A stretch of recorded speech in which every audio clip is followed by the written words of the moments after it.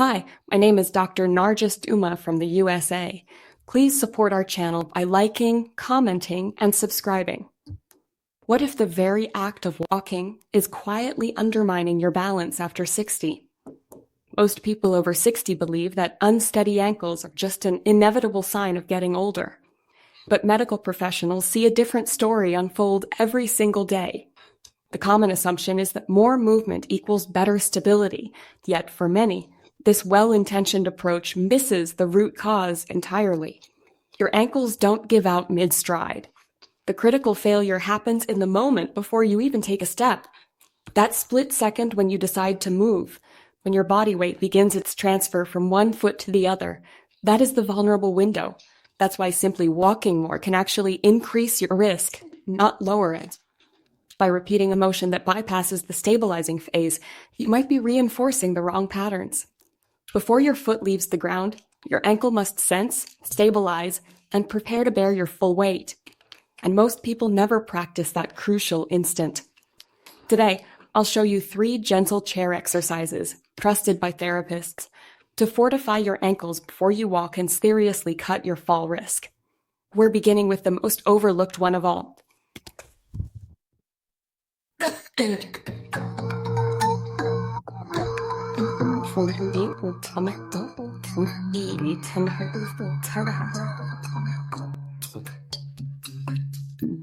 Exercise 1, the seated toe lift. This isn't about strength, it's about reestablishing a communication line that often goes silent after 60. Think of it as dialing a phone number that hasn't been used in years. The connection is still there, but it's slow and staticky. Here's a vital truth. Violence doesn't originate in your core or your thighs. It starts much lower, at your ankles, and specifically with the small muscles on the front of your shin that pull your toes upward. These muscles, like the tibialis anterior, are your body's natural reward system. As we age, these muscles weaken without a sound. Sedentary habits, the years of supportive shoes, and a lack of targeted movement allow them to atrophy. And as they fade, the signal traveling from your feet to your brain gets delayed. That tiny lag is a primary setup for a slump butt. This is why so many say, there was nothing to trip on, my foot just dragged. That isn't bad luck. It's a neurological delay. Ordinary walking doesn't solve this. When you walk, your foot naturally swings forward in a reflexive arc. Those toe-lifting muscles hardly engage, and they're never trained with deliberate focus. They become lazy passengers on a journey they should be actively navigating. Research from Johns Hopkins examined response times in adults over 65. They discovered that the delayed toe lift signal was a key predictor of trips. Even in active seniors, people were mobile, taking daily walks, yet still vulnerable because their foundational alert system was dimmed. This exercise bridges that gap. It's like installing a faster processor in your body's balance computer. If this idea of retraining your balance from the ground up is making sense, tap the like button right now so others can find this. Tell us in the comments where you're joining us from. Now, why does this simple lift work so well? Pulling your toes toward your shin while seated fires up the tibialis anterior muscle. This muscle is essential for clearing your foot, for reaction time, and for ankle steadiness. More crucially, it sends rapid feedback to your brain. That feedback loop is your body's first defense against a wobble. Every time you perform this controlled lift, you are literally teaching your nervous system to pay closer attention to your feet. A study from the University of Melbourne found that older adults performing controlled toe lifts 3 times weekly improved ankle reaction speed by over 30% in just 6 weeks. Not by adding more steps, but by directly refurbishing the neural pathway.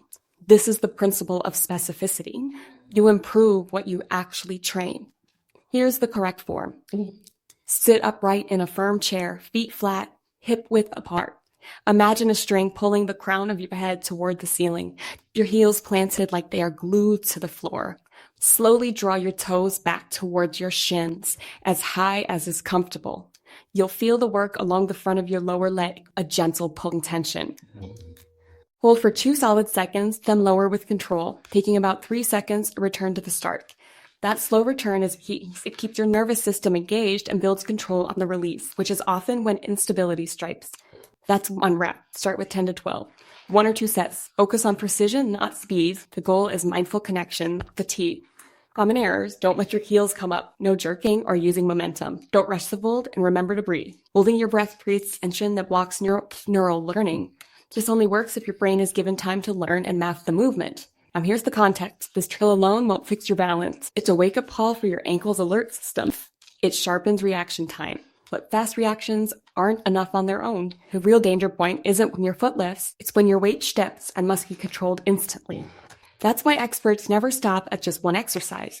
This first move primes the signal. The next trains control under pressure, and the final one is what surgeons prioritize for protecting independence. Let's move to that next critical layer. Exercise 2, controlled foot tap. This movement trains what daily walking completely neglect: how swiftly your ankles respond to a sudden loss of stability. After 60, balance often fails, not from lack of strength, but from slow reflexes. The muscles may be capable, but the message to activate them arrives too late.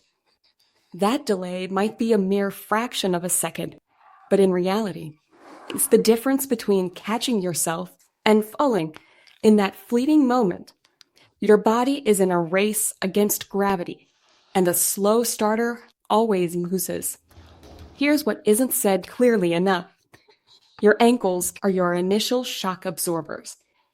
They are the first sensors in a complex alarm system. They sense a shift, send the data upstairs, and try to correct you. If that signal is sluggish, your body misses its chance to recover. Walking is rhythmic and predictable. Your brain knows what's coming next. Life is not. You catch a rug, step off a curb awkwardly, shift your weight suddenly to avoid a pet.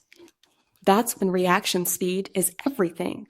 This exercise moves you from pre-programmed movement to adaptive response. A Michigan research review of falls in older adults identified delayed ankle response as a stronger predictor of falls than leg power or walking distance. In essence, people didn't fall because they couldn't move. They fell because they couldn't react in time. Their bodies were like a car with good brakes, but a slow driver. The potential to stop was there, but the decision to hit the pedal came too late. This exercise targets that exact gap. If this new perspective on balance is helpful, save this video to your playlist for easy practice. Consistency with these small drills is far more powerful than occasional, intense workouts. Here's the method. The taps train rapid, controlled activation. They teach your nervous system to respond immediately, but without tension, which is crucial because panic stiffens the body and worsens falls. Sit tall, feet flat, lightly lift one foot an inch off the ground and gently tap the toes down, then lift again. Not a stomp, but a light, alert taps. Tap, lift, tap, lift.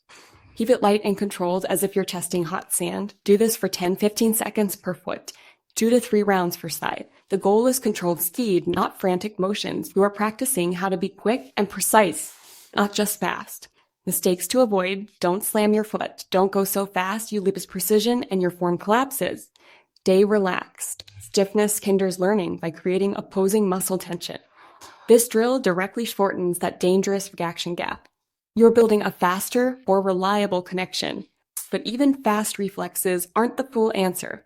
The highest risk moment is when your base of support shrinks, when your feet are together or your heel is raised and there's no room for error. The biomechanical equivalence of standing on a tightrope versus a wide platform. That leads us to the one move orthopedic experts value above all others for building lasting functional stability. Exercise 3, the supported heel hold. This is the moment that determines whether a balance loss is recovered or a fall becomes inevitable. It's the instant your heel lifts, your weight shifts forward, and your ankle must lock in to stabilize everything above it. Most think falls happen from leg weakness. Surgeons know they often happen from an ankle's failure to hold, not to move.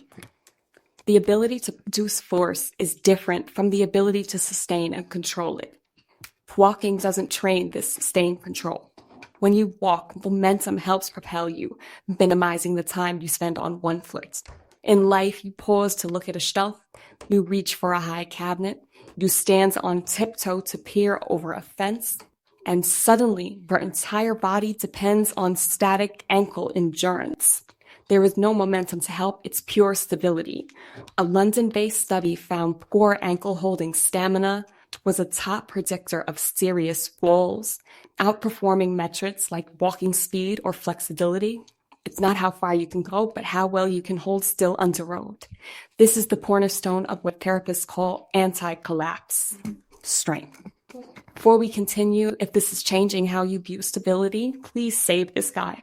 Revisiting these concepts helps solidify new neural pathways just as much as the physical practice does. Why is this hold so powerful? It trains static control under full body weight.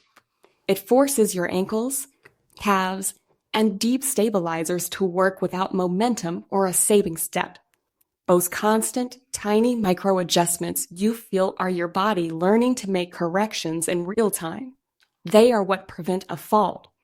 Sydney University research showed seniors practicing sustained heel holds 3 times a week boosted ankle stability scores by over 40% in 2 months. Here's how. Stand behind a sturdy chair, lightly touching the back for safety, not for leaning. Feet hip width. Stand tall, gaze forward.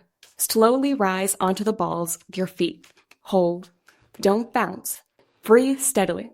Feel the deep calf engagement. Hold for 10-20 seconds. Then lower with control, taking a full 3 seconds to descend. Start with 2, the 3 holds. Quality beats duration. Common errors. Don't rise so high you wobble. Don't lock knees. Keep a soft microbend. Don't drop down quickly. Independence isn't about walking farther. It's about standing firmer when there's no step to save.